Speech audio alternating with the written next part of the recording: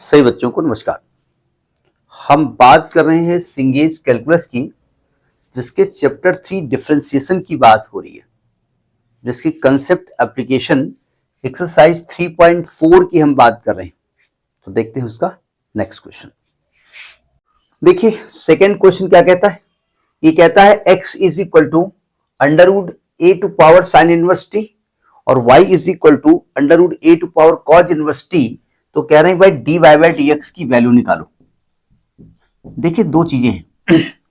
ये तो मुझे मालूम हो गया कि x is the function of t and y is the function of t, यानी पैरामेट्रिक फॉर्म का है।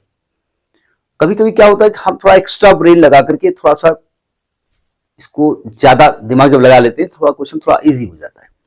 हम दिमाग ज्यादा नहीं निकाल रहे हैं। ये पहला इक्वेशन है, ये दूसरा इक्वेशन है ना। थोड़ा इसको देखो, मैं दो मेथड से इसको सॉल्व करने की कोशिश करूंगा। फर्स्ट मेथड में लगाता हूं। मैं इसको चाहूं तो रूट का मतलब पावर हाफ होती है ना।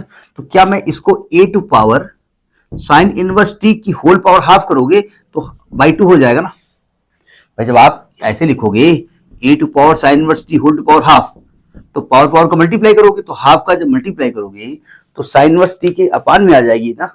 ठीक, लिख सकते हैं आप। ये वो तरीका है जिसमें दिमाग नहीं लगाना है। दिमाग तो लगाना है। दिमाग का मतलब टेक्निकल दिमाग नहीं लगाना है, सिंपल वे से इसको डिफरेंशिएट करना है। ठीक है। और y को लिख सकते हैं आप a to power cos inverse t by 2। ये दो इक्वेशंस बन गए हमारे 1 2, है ना। है वही पहले वाले, रूट हटा दिया हमने। अब हम कहेंगे भाई differentiating equation 1 and 2 with respect to t।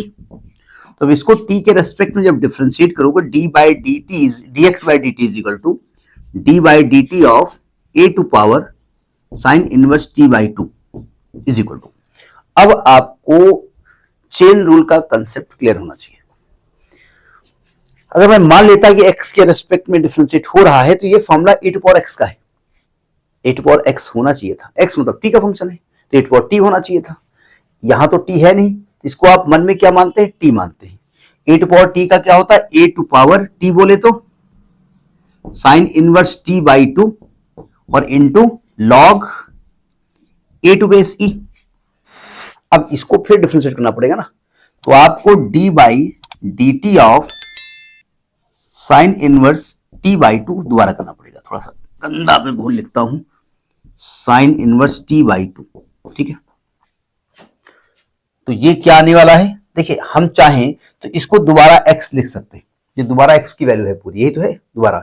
इसको हम x लिख सकते हैं, x into log a to base e, 1 by 2 इधर लिख दो और साइन इनवर्स t का होगा 1 upon root 1 minus t square. बात समझ में आई नहीं आई? ठीक, इसको ऊपर लिख देते हैं, फिर जरूरत पड़ेगी देखा जाएगा।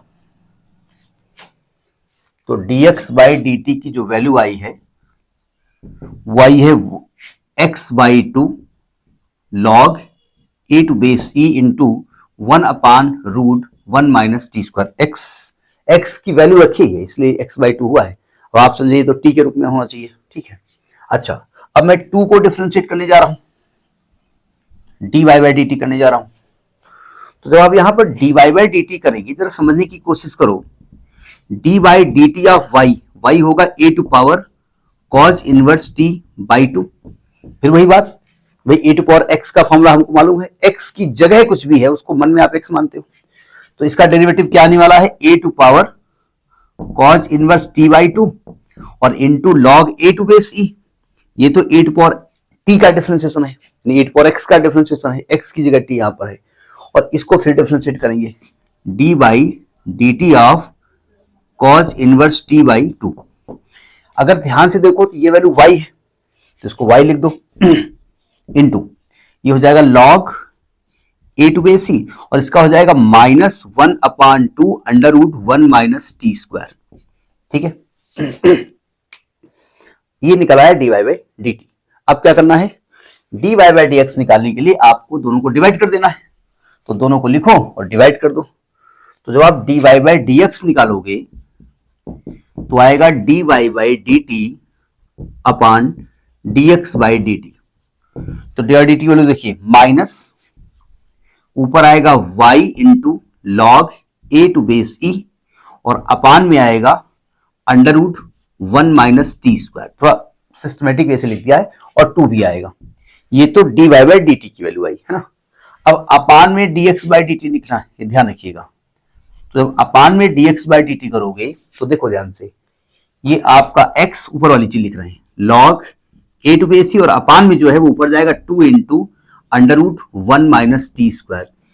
ये भाई साहब कैंसिल हो गए, ये बहन जी कैंसिल हो गई, ये बहन जी कैंसिल हो गई, तो minus y by x is your answer. ये बात चेक कर लेते हैं, हैव यू गॉट इट। ये तो पहला मेथड है। ये वो वाला मेथड है जो बिना दिमाग लगाए एक प्रोसीजर जो होता है उसको अप्लाई किया। अगर थोड़ा सा दिमाग लगाएं तो क्या होगा, जरा समझने की कोशिश करो। सावधान, अगर आपको इनवर्स ट्रिग्नोमेट्रिकल फंक्शन का कंसेप्ट क्लियर हो तो यहां लिखा है साइन इनवर्स टी और यहां लिखा है कॉज इनवर्स टी। एक फॉर्मूला होता है sine inverse x plus cos inverse x pi by 2 होता है ना। Tan inverse x plus cot inverse x pi by 2 होता है। Sec inverse x plus cosec inverse x pi by 2 होता है। तो अगर इन दोनों को मल्टीप्लाई कर दो, अगर मैं ऐसा कर दूं, ये सेकेंड मेथड है, अगर मैं मल्टीप्लाइंग इक्वेशन 1 एंड 2 कर दूं तो इधर x इंटू 1 आने वाला है। इधर देखो रूट के अंदर सिंगल आ जाएंगे, अंडर रूट के अंदर आ जाएगा a to power sine inverse t into a to power cos inverse t, दोनों रूट के अंदर आ जाएंगे। ठीक है, सिंगल रूट के अंदर। ठीक है, रूट का नियम आप जानते हो, अगर root a into root B है तो इसको रूट ए बी लिखा जा सकता है, इसको उल्टा भी लिखा जा सकता है, लेकिन एक शर्त उसके साथ लगी होती है कि ये दोनों में से कोई एक नेगेटिव एक पॉजिटिव होना जरूरी है। दोनों पॉजिटिव हो चलेगा, दोनों नेगेटिव है नहीं चलेगा। अगर ये भी नेगेटिव तो इसको अलग अलग नहीं लिख सकते। खैर उससे हमको मतलब नहीं है। अब साफ साफ देखो, ये दोनों का बेस सेम है, मल्टीप्लाई में है तो पावर ऐड हो जाएगी। तो ये बनने वाला है अंडर रूट के अंदर a to power sine inverse t plus cos inverse t और ये पाई बाई 2 होता है। तो ये तो हो गया अंडर रूट a की पावर पाई बाई 2। ये क्या निकला x इंटू वाई। अभी इसको x के रेस्पेक्ट में डिफरेंशिएट कर दो तो क्या t का काम तो खत्म हो गया ना। तो इसका क्या हो जाएगा, फर्स्ट फंक्शन x, y का क्या हुआ dy by dx plus second function y, x का 1, इसका 0 हो जाएगा क्योंकि यहां तो x है ही नहीं, t है ही नहीं, कांस्टेंट हो गया ना ये। तो जब यहां से आप dy बाई dx निकालोगे तो आएगा माइनस y बाई x, हो गया आंसर। बोले अरे दैया इतना आसान। हाँ दैया इतना ही आसान है, लेकिन शर्त ये है कि ये कंसेप्ट आपको ही आना चाहिए कि ऐसा होता है। ये ट्रिग्नोमेट्री में आपने पढ़ा होगा। ठीक है, तो this is the second question of concept application 3.4. Next, in any next video. Namaskar.